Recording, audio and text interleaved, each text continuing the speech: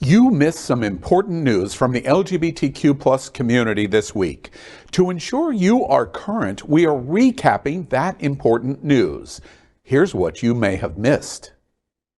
President Jimmy Carter will be remembered as a Christian evangelical who believed Jesus would approve of gay marriage and even more. The oldest living ex-U.S. President Jimmy Carter was seen showing support to the LGBTQ plus community and same-sex marriage during an interview that he gave to HuffPost Live a couple of years ago. Former U.S. President Carter said he believed Jesus would approve of gay marriage. That is an exact quote. However, churches that disagree with same-sex marriage should not have to perform them. In the interview, Carter also said, quote, "I have a hard time believing that Jesus would approve abortions unless it was because of rape or incest or if the mother's life was in danger. So I've had that struggle," end quote. The interviewer asked Carter about his political career since he is a man of faith and comes from a church tradition.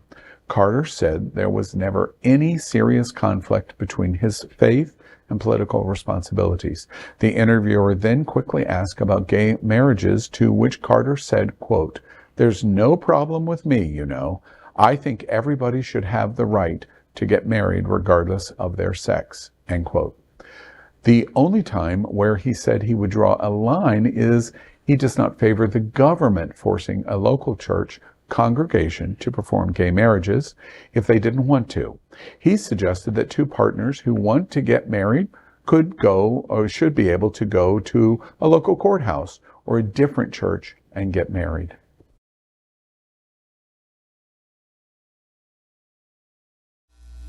I never knew of any word or action of Jesus Christ that discriminated against anyone because of whom they were.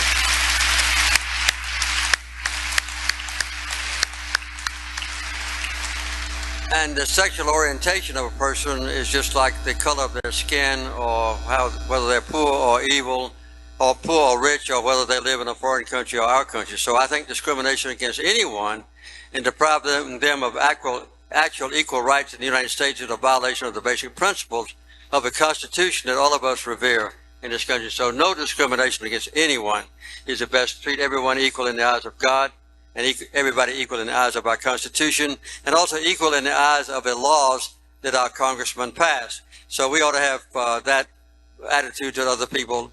In the eyes of God, they're just as good as we are. Thank you. I'm sorry. Jimmy Carter is with us. He's been moved to hospice. We wanted to do this story in anticipation of what he's done, because we know a gigantic percentage of the LGBTQ community has no understanding of President Carter. President from 1976, came in after the Watergate scandal to 1980, was defeated in second run against Ronald Reagan. Jimmy Carter for LGBT doesn't get the recognition that he should for our community, but in the 1960s was the first voice in Plains, Georgia, at his church, to say when ushers would not seat black people in his church in Plains, Georgia, to say as a leader in his church that was unacceptable and the ushers should seat black people, and integrated his church in Plains in the 1960s. He became governor of Georgia and was speaking up in affirmation for LGBT, the black community, women's rights, long ahead of anyone else in comparable seat as a governor of a southern state. I remind you, in terms of what he thought about gay marriage, he was ahead of Barack Obama. He was ahead of Bill Clinton in timelines in support of LGBT. So while he moves to hospice, we take a moment to recognize what he did for LGBT and how he spoke up through his whole life. I had a great experience. I've been trying to identify the date. I think it was around 1989. Americus, Georgia, in central Georgia, is the home. It was the original home of Habitat. Habitat for Humanity.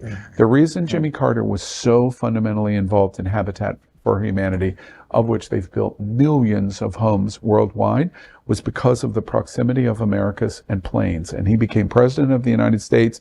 And then after leaving his presidency, he pushed Habitat for so much because they were neighbors in Plains and Americus, Georgia.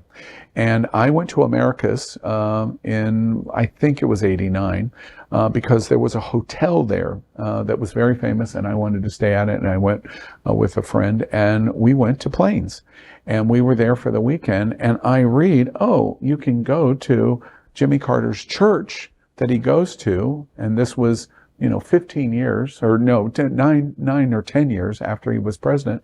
And I went to the church and he did a Bible study. And all you had to do was walk into the church and President Jimmy Carter was doing a Bible study. It's one of the great memories of my entire life. And I didn't understand his importance of voicing support for LGBT at the time, but I do now. And we take a moment to recognize that in advance of what the inevitable is. He's had a full life. He's 98 years old. And also, I think what's really super interesting about Jimmy Carter is arguably over the last 43 years, he's 98 years old, he accomplished more in his life after being president of the United States in terms of impact of people of color, on women, on LGBT, on peace, on voting initiatives and democracy across the world than when he was president of the United States. Compare and contrast that in a negative way to Donald Trump, Jimmy Carter. I'd also like to point out, and I'm not sure why he's in hospice at this point, but we do know a couple of years ago he was diagnosed with brain cancer. And it doesn't speak to LGBTQ specifically, but it does speak to him as a person and humanity. After the diagnosis, he did not retire out of the public spotlight. He was still at Habitat for Humanity sites, building houses. He was still holding his Bible studies at his church. He did not give up on himself, and by not doing that, he has continued to be there for his community and our community. So I hope he and his family are comfortable and at peace in these days. LGBTQ plus news is vital for our community and for the broader world as a whole. We have enough enemies at Fox News. Tucker, Sean, and Laura are loud. We need passionate allies. Happening Out Television Network, Queer News Tonight, and It's Happening Out are literally out of the closet and into the headlines. Our community needs your support. Like this broadcast and subscribe now to ensure the growth of the entire LGBTQ plus community.